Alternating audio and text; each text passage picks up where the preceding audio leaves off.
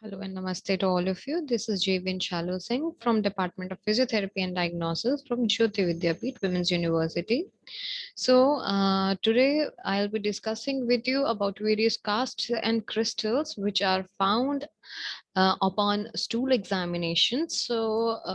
Various casts and crystals that are found, one of them can be fatty acid crystals.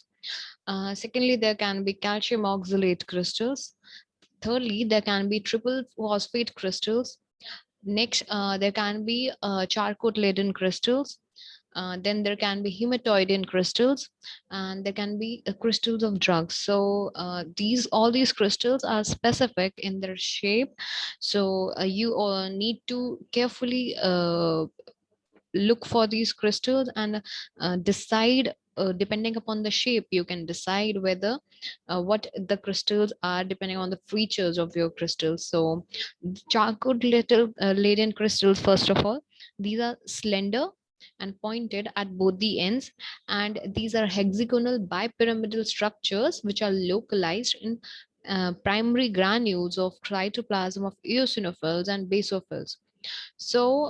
Evidence of parasitic infiltrate, example in amoeba, ascaris, hookworm, fasciola. Diamond shaped or whetstone shaped crystals are seen. So, normally colorless, stained purplish red by trichome. So, they vary in size and they can be as large as 50 micrometers in length, and they can be found in case of dysentery, malignant ulcers, and schistomatoses, etc. Now, nextly, these there can be hematoidin crystals. So these crystals have a characteristic ironless pigment derived from a hemoglobin and formed within the tissues of reticuloendothelial cells, but they are found extracellularly after 5 to 7 days in foci of previous hemorrhage. Now they occur as a refractile yellowish brown and orange red granules, and characteristically they are rhomboid plates arranged in a radial pattern, so called as hematoidin bursts. Nextly, there can be yeast and molds. So yeast are normally present, and excess can be seen in cases of AIDS, and molds, they are rare but may be seen in immunodeficiency conditions. uh, Next, various parasites can be seen in your stool, obviously, and terminology that I use for parasites are your symbiosis, your commensalism, or one symbiote benefits, other than which are in which one is benefited and other is unaffected, and in mutualism where both symbionts they both get benefited, and then there is parasitism where one symbiont is benefited and other is damaged.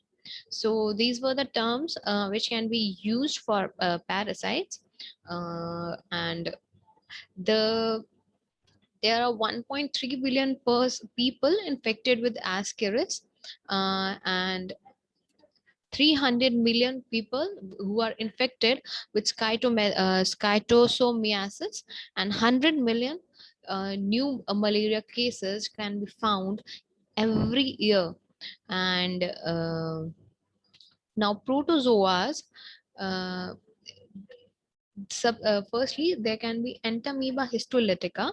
So in trophozoite stage they are identified by motility and presence of indigested rbcs, and shape, it keeps changing constantly, um, and it keeps changing, changes position. So they'll be seen motile within your slide, so you can't trace the presence of that at one place.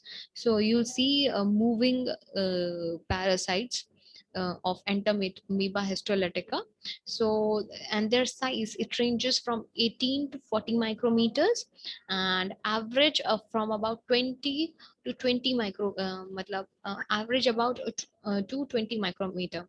Now, cytoplasm is divisible into two portions. So, nucleus will be spherical in shape, and RBCs, they appear yellowish green inside of endoplasm. Nucleus is not visible, but a faint outline may be present or detected outside. Now, endoplasm, it will show bluish or ground glass appearance, and eccentric nucleus with a karyosome or a small dot at the center will be surrounded by a clear halo nuclear membrane, and a linear network having a spoke like a radial arrangement. Now, nextly, there can be pre-cystic stage. So in pre-cystic stage, size is small, that is from 10 to 20 micrometer, and shape can be round or slightly ovoid with blunt pseudopoidum, and they can be free from ingested RBCs and other materials, and nucleus can be large, and it will retain the characteristic of trophozoite. Now, nextly, in your cystic stage, sizes 6 to 9 micrometers, or it can be from 12 to 15 micrometers. So, and shape can be round and surrounded by a highly refractile membrane called cyst wall, and nucleus is your quadrinucleate. Clear and high-lean cytoplasm is seen, and nuclear structure retains the characteristic of a trophozoite. Now, nextly, the last stage, uh, firstly, in a saline mounting, chromatid bodies are seen as round refractile balls, bars, and cis wall smooth and thin, and glycogen bars are not visible. So, outlines of nuclei may be visible. And upon iodine mounting, body of parasite, it will stain yellow to light brown, and nucleus is clearly seen with karyosome, and cytoplasm is smooth and highly in appearance, and glycogen mass will stain brown. Now, iron hematoxylin stain or chromatid body and nucleus stain jet black colored will be seen. In also in iron hematoxylin stain cytoplasm, it will stain bluish or grayish, and glycogen mass will get dissolved in the process of staining and remain as vacuoles. Now, nextly, in your entamoeba coli, there is trophozoite stage. So, large amoeba, 20 to 40 micrometer in diameter, is seen. It will be sluggishly motile, and cytoplasm are not clearly defined. So, opaque endoplasm packed with food vacuole with bacteria and others. So, but there'll be no RBC. So, nuclear is visible in unstained preparation, and in stained preparation, nucleus shows large eccentric karyosome surrounded by broader halo and coarse chromatin granules lining your nuclear membrane. Now, nextly, cyst, it is 15 to 20 micrometer in diameter, having rounded body and octanucleate, and large glycogen mass in binucleate stage is seen, and chromatoid body, if present, they are slender filaments or pointed threads. So, and glycogen mass and chromatid bodies are absent in your mature cyst. Now, endo there is a next parasite is known as endo limax nana. So it is commensal in large intestine of man. So trophozoites are smaller in size, 8 to 9 micrometer in diameter. It is also sluggishly motile, and cytoplasmic inclusions, they contain bacteria and food particles but no RBs. Now, nucleus has irregular karyosome, eccentric and in contact with your nuclear membrane. Now, and nextly, there can be cysts. So cysts are oval, same size as trophozoites, and uh, Nuclei in 1 to 4 in number, and mature sets are quadrinucleate. Nextly, chromatoid bodies and glycogen mass are not seen. Um, Nextly, there can be so the trophozoites are or features are different in your E. histolytica and E. coli and in your E. nana. So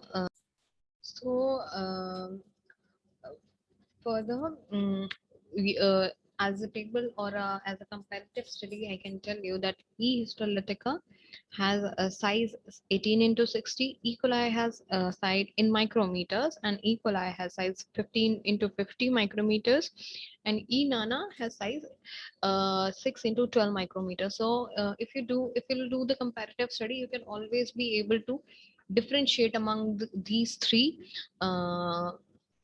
Parasites. So E. histolytica, their movement is basically actively progressive, and the movement of E. histolytica is always directional. But in case of E. coli, it's sluggish and not a directional. So it moves slowly and not in one direction. And for E. nana, the movement is sluggish, but it is progressive. Now, in E. histolytica, it has finger-shaped pseudopodia, and which is also clear and glass-like. Uh, Same in case of E. coli, it is a shorter, blunt, and less glass-like. So, and in case of E. nana, it's broader, blunt, and not glass-like. In case of E. histolytica, so the RBCs and inclusions such as RBCs are seen in cytoplasm and with no bacteria. And in case of E. coli, bacteria are seen, and crystals are there, and no RBCs are seen. Whereas in case of E. nana, numerous bacteria in cytoplasm and no RBCs are seen. In case of E. histolytica, nucleus is invisible in saline preparation, but in E. coli, nucleus is visible in your saline preparation, and in E. nana, nucleus is also visible in saline preparation, and in E. histolytica, nucleus is invisible in iodine preparation, which is visible in case of your E. coli and also in case of your E. nana, and nuclear membrane is delicate and minutely chromatic dots in a single layer on the inner surface are seen in case of E. histolytica, and E. coli. Thicker inner surface are lined by coarse chromatin dots, and in case of E. nana, so neither thick nor thin inner surface is seen, which rarely shows a chromatin. And in case of your E. histolytica, very small and centralized karyosomes are seen at the center of nucleus, and in case of E. coli, they are eccentrically large placed, and in E. nana, these are large, central, and eccentric.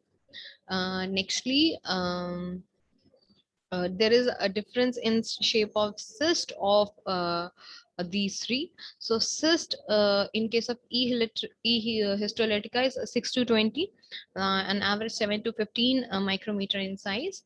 And in case of E. coli, it's 12 to 18 micrometer in size, and E. nana, it's 5 to 10 micrometer in size.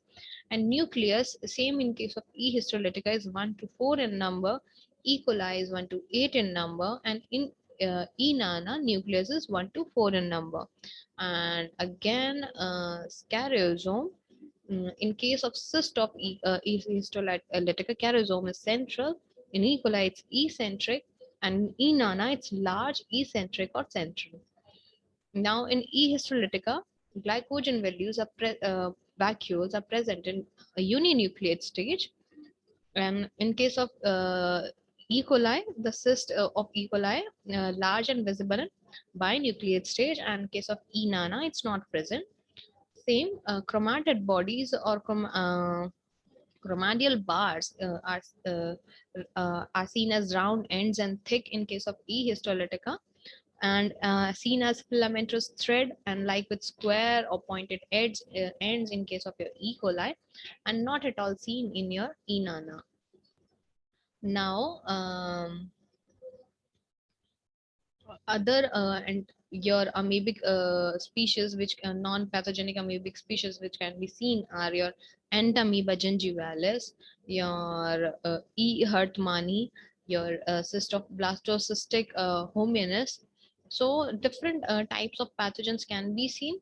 So and one is your Balantidium coli. So these are your largest protozoal parasites. They are pig. Pig is the common reservoir of these type of parasites, and it is seen in your two stages, in your trophozoid stage and your encysted stage. So its trophozoid stage is shows oval body, 60 to 70 micrometer in length and 40 to 50 micrometer in breadth, and body is covered with delicate pellicles showing longitudinal striations, and cilia are short and delicate of uniform length on mouth and are longer, called at dorsal cilia. So thin layer of ectoplasm and granular endoplasm is seen. Groove at the anterior end or peristome will lead to a mouth or cystome terminating at a short funnel shaped gullet, and cystopharynx ending up to one third of the body, and at the posterior part permanent anus called cytophage is situated. So two nuclei, kidney-shaped macronucleus, round micronucleus is the concavity of micronucleus. So two contractile vacuoles and many food vacuoles can be seen. Now, cyst for this can be smaller than trophic, and which is 50 to 60 micrometer in diameter, and cytoplasm is granular containing macronucleus, micronucleus, and refractile body, and contractile vacuole can also be seen, and thick, transparent, and double layered wall is also seen. Now, uh, further, there is Giardia lamblia. So, rest parasites I'll be discussing in your next section. Until then, uh, if you have any doubts regarding CIS, physical examination, chemical examination, your crust, crystals, and parasites, which I've told you until now, then you can contact me. And until then, keep reading and take care.